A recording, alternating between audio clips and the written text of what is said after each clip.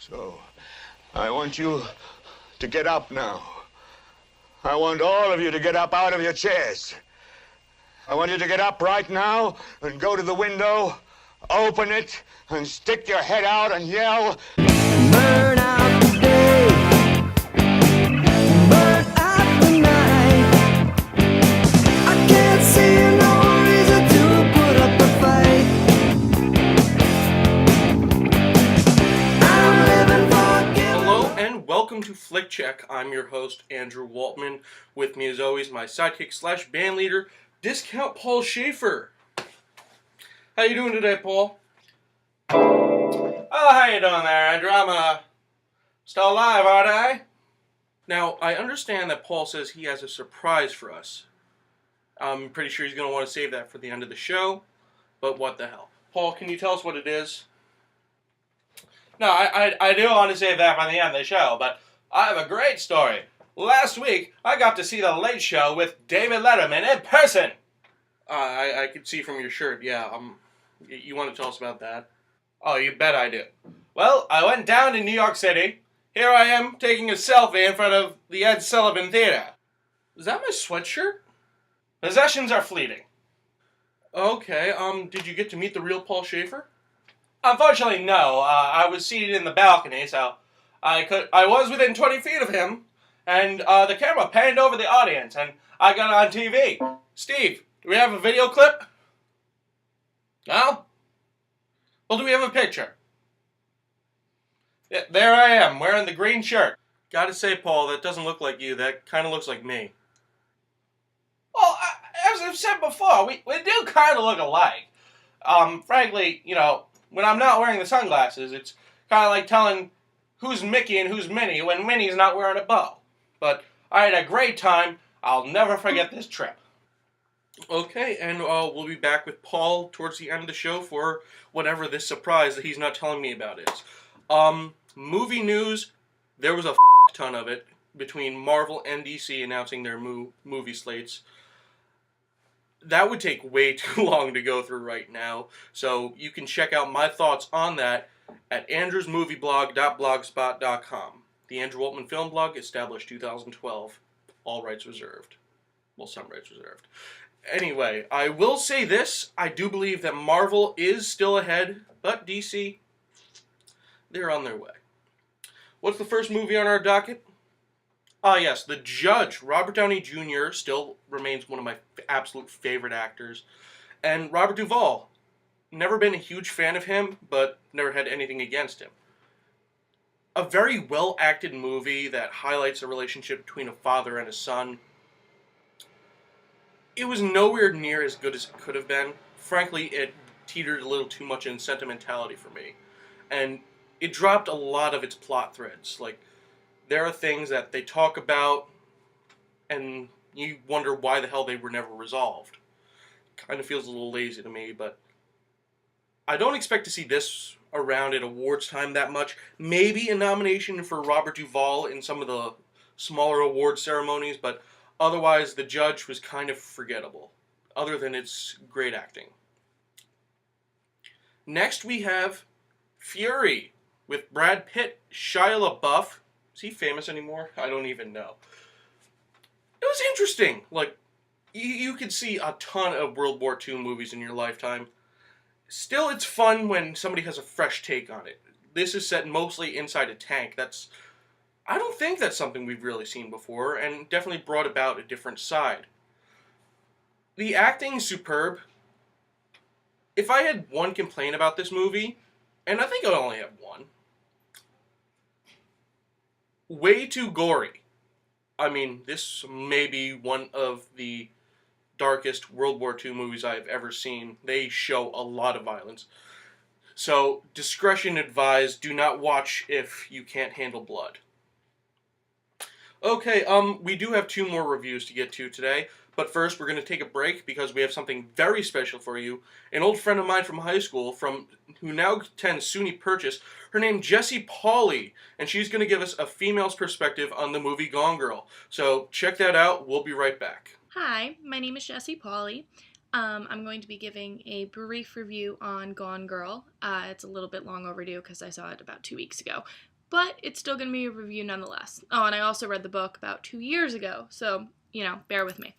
I'm currently a purchase student, so I have no film critic bearing whatsoever. This is just my personal opinion, and I don't know if Andrew has seen the movie or not, but I figured I'd give a female point of view, even if he has. So, Gone Girl. Ooh, where do I begin? Absolutely amazing. Definitely worth the 3 hours nearly that I sat in the movie theater. It went by very quickly. For any of you that read the book, I would recommend seeing it. For those of you who haven't and want to give the movie a try, I would say, okay, do it, but I would definitely recommend reading the book first. I'm a huge fan of movies that do the book justice, that take right from the book and do not differ in any way. That's my personal opinion, and this is that kind of a movie. They did it very straight to the book.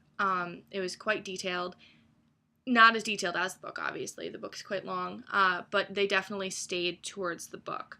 And it was a really, really, really good book to me. I talked to people that said they loved it, and then I talked to people that said they hated it. It's a hit or miss. It's written in a very odd way, but it keeps you guessing and on the edge of your seat the whole time, and I love that kind of thing. Same with the movie. For those of you who have not seen it, I know the trailer kind of alludes to Ben Affleck, the protagonist, or possibly antagonist. You're not too sure whether or not he killed his wife Amy, and played by Rosamund Pike, and it's, you find out about halfway through what the deal is, and it's this big twist, and then a whole it's kind of like 2 movies in one, because it's like a first half, and then the second half is like a whole nother plot line and storyline, and it's really good. As far as the movie itself, the characters chosen, I felt the cast was done very well. Ben Affleck, a lot of people were giving him slack for it, and saying that he was going to do a terrible job, whatever, especially since Batman's coming out and he was getting no credit for this movie. I thought he did superbly. Everybody's like, he's a better director. I don't think so. I think he was much better of an actor. I saw Nick Dunn in him. He brought the character to life. He played him perfectly as the book read. It was wonderful. Rosamund Pike, not gonna lie, I don't think she was the best. I don't think she was a good choice. She did the character justice. She pulled Amy together, and I could see it, and it worked, but it wasn't what I imagined when I read the book. I would have preferred a different actress, possibly an American one, but, whatever. She still did a great job. She's a phenomenal actress. She just wasn't my cup of tea for the movie. Neil Patrick Harris is Desi Collins. If you were to have told me that he was going to be playing this character after reading the book, I would have laughed in your face. He was phenomenal. He is an incredible actor, and he brought life to this character that he's creepy as hell, basically. He's creepy as hell, and it's just the scenes with him in it are so pure and raw, and he is that character. He brought it to life. Tyler Perry in it definitely would not have pictured him in it either, and he played a great role. Everyone who was cast, it definitely was cast very well. It doesn't really drag on. The reason why I say to read the book first is because there are bits and pieces of the movie that are not included from the book. A lot of things that you could understand better if you read the book, details. I don't want to give anything away because I don't want you to know what the plot line is. So I'm not going to give exact examples because that would ruin the movie. However, read the book. Read the book. It's fantastic, and go see the movie. I actually kind of want to go see it again. It's still in theaters, so I might go see it again because it was that good. So if you have any other doubts about the movie, don't. If you don't like it, to each his own, but I loved it, and it was pretty true to the book. It's creepy, it has romance, it has pretty much everything anyone could want in it. And great, phenomenal acting. So if you're not sure about a movie, let Andrew give it a check out and enjoy. Okay, thank you very much, Jessie. Be sure to follow her on Twitter, Facebook, wherever you can find her. She has loads of good opinions. Where are we next, Paul? St. Vincent. I've mentioned before how much I admire Bill Murray. And frankly, the last thing I really saw him in that really spoke to me was The Monuments Men. That was kind of a subpar World War II movie by George Clooney, but the best performance in it was from Bill Murray. Just the way that he's listening to this record his daughter sent him and stares in the distance, you can see how deep his emotions range. Now, St. Vincent, this is kind of a return to his comedic roots. Obviously not as comedic as some of his earlier stuff. He's kind of in his cranky old man phase, but it's good to see that he has a refreshing take on that. So it's not the same, oh, this is just Gran Torino with Bill Murray. Now, I kind of had similar problems with this that I had with The Judge. However, it doesn't really go as far. I mean, sure, they drop some plot points, but it's always an entertaining movie. And it does go to some unexpected places. So, if you're a Bill Murray fan, you will enjoy it. And Melissa McCarthy, I've never cared for Melissa McCarthy. Frankly, she's been a little too wacky for me, but here she's more refined and relatable. And frankly, if she does more roles like this, I could see myself watching more of her movies. So definitely give St. Vincent a look.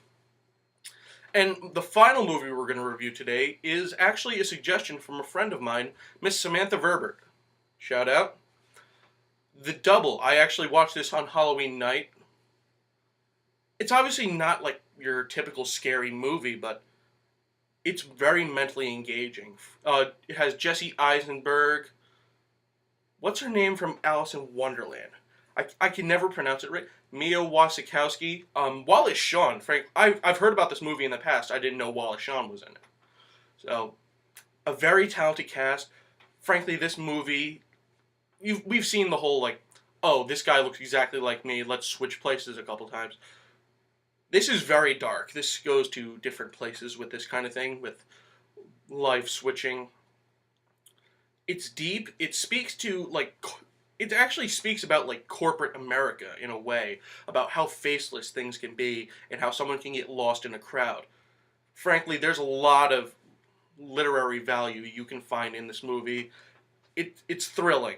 It's absolutely thrilling, and the ending I'm still not 100% sure about, but it threw me for a loop. I greatly enjoyed this movie. I recommend that you watch it. It's available on Netflix now. Well, that's the end of the reviews today. I do apologize that we're condensing them lately, but school does come first.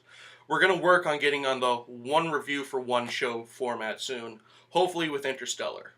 Now, since it is the end of the show, Paul, what do you got for us? Well, folks, this upcoming Wednesday is Andrew's birthday, and he's turning 22. Oh, God. I don't like giving that information out, Paul. Why not? Kind of scared of birthday punches. Oh, grow up. So, for your birthday, I got you 2 presents. Really? Okay, I'm flattered. First, here's a glass of scotch. Thank you. Paul, this is just iced tea. No, it's scotch. It is very clearly iced tea. The bottle's right there. Look, a $50 bottle versus a $2.99 bottle. You do the math. It's the thought that counts. What else do you got, Paul? Okay, for your second present, I want you to express one unpopular opinion that you have. An unpopular opinion. Really? Yeah. Interesting. Okay, there's definitely one that I have that I know a lot of people disagree with, but I'd love to express it anyway. Do it.